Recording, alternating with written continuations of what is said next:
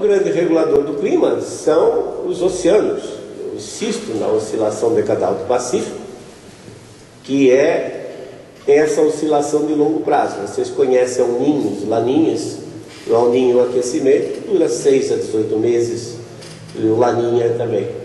Mas agora, pois, temos, em 1997, temos a primeira publicação sobre o assunto, que mostra que o Pacífico passa por um período relativamente mais longo, 25, 30 anos, frio na região tropical e aquecido fora dos trópicos. Claro que isso é benéfico, por exemplo, para o Japão, que está aqui, para a Coreia e para a China. E depois inverte, fica quente na região tropical e fica frio fora. Fase fria, Pacífico tropical frio, fase quente, Pacífico tropical quente. A reconstituição, então, das temperaturas dos últimos 100 anos, vai dizer, temos temperatura. No Atlântico Norte, por exemplo, tem expedições que já ocorreram desde 1730.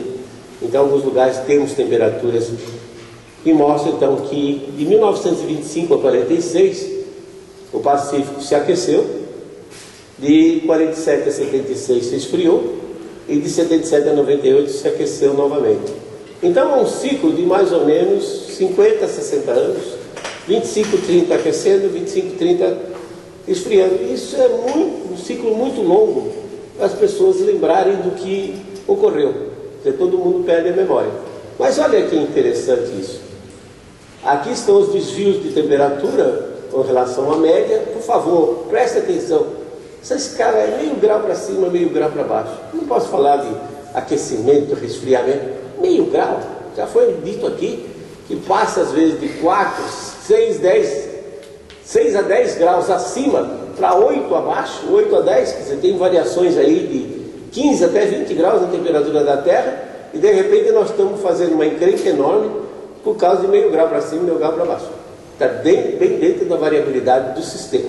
Mas olha que interessante, quando o Pacífico se aqueceu, a temperatura aumentou de 0,4 graus.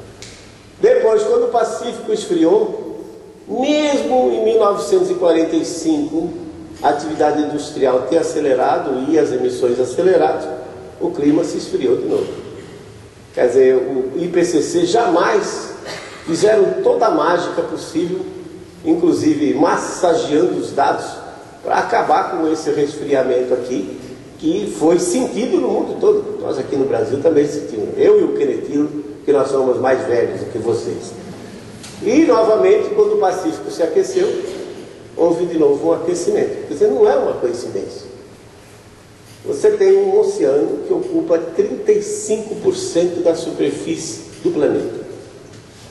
A Terra, a atmosfera é aquecida por baixo. Claro que se esse oceano muda a temperatura da superfície, ele vai mudar a taxa de aquecimento e, consequentemente, mudar o clima.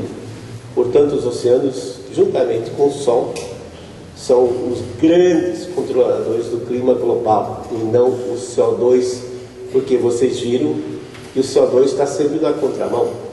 Quando houve um resfriamento, o CO2 estava aumentando numa taxa muito maior. E está aquecendo atualmente? Depende de como eu faço a amostragem. Hoje nós temos um fenômeno mundial que é a aglomeração das pessoas em grandes cidades. 55% da população mundial já está aglomerada nas grandes cidades. Você pega um país como o Japão, 80% da população vive nas grandes cidades. No Brasil nós já estamos próximo disso também, 80% vivendo nas grandes cidades. E as grandes cidades têm um clima próprio seu, um microclima, que é o microclima urbano, que nós chamamos a geografia de o efeito de ilha de calor urbano. O que vem a ser isso? Simples de entender. Quando a radiação solar chega na superfície, ela é repartida basicamente em dois fluxos. Um é a evaporação da água, que consome grandes quantidades de energia, e a água, ao evaporar, refrigera a superfície. O outro é o que resta e vai aquecer o ar e mudar a temperatura do termômetro.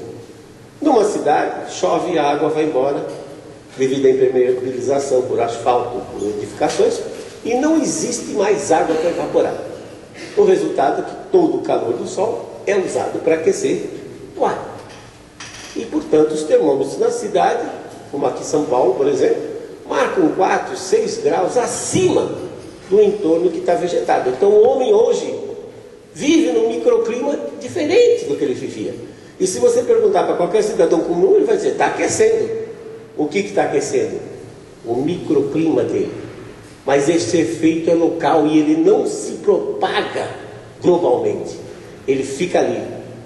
A atmosfera, o ar é muito mau condutor de calor e os vórtices, a turbulência, dissipa rapidamente quando eles estão presentes. Portanto, se eu selecionar termômetros que estão, em geral, as grandes séries estão nas grandes cidades, Viena, desde 1710, Berlim, desde 1740, se eu selecionar esses termômetros que sofrem esse efeito da ilha de calor, certamente eu posso provar que a década de 2000 foi a mais quente dos últimos 750 anos, como diria Jim Hansen.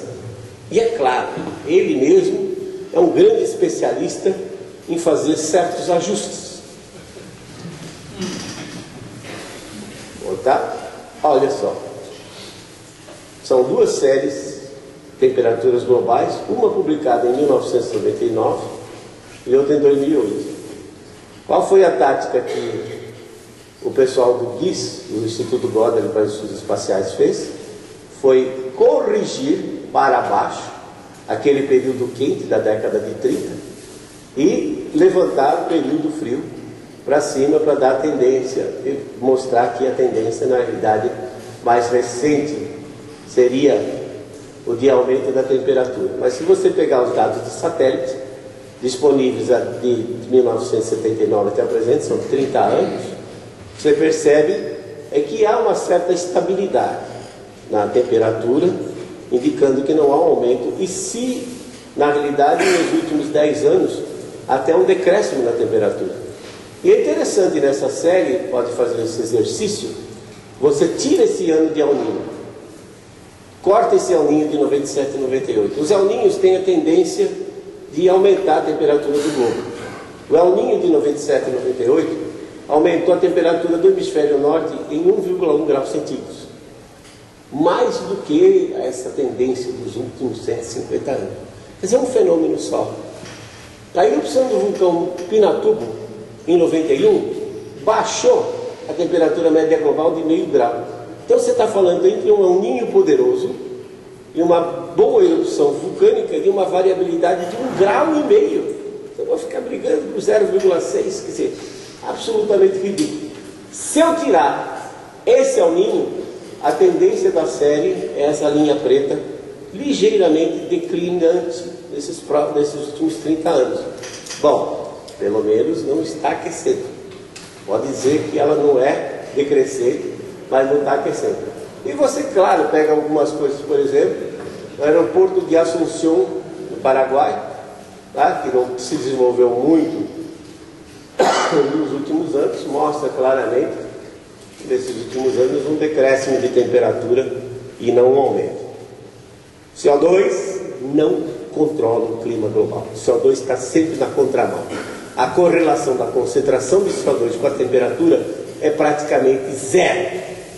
E vocês veem que nesse gráfico, que também é muito famoso, o CO2 está aumentando e a temperatura, como disse, até declinando. Lembrando que nos interglaciais passados tivemos temperaturas de 6 a 10 graus superiores às atuais e o CO2 não passou de 300 ppm. E realmente o CO2 antropogênico ele é insignificante.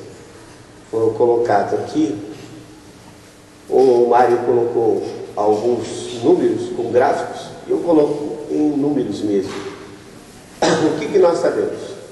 Que os fluxos naturais, oceano, solo e biota, para a atmosfera, a ordem de 200 bilhões. Qual a incerteza que nós temos? 40 bilhões. Ora, se eu não tenho tenho certeza, nessa segunda casa aqui, vocês acham que eu vou perder tempo para discutir a primeira? 6 bilhões colocado pelo homem. Isso é absolutamente ridículo. Tá? Mas aí o ponto fundamental, a base de toda a histeria global é o efeito estufa. E eu vou mostrar para vocês agora que do jeito que o IPCC descreve, o efeito estufa não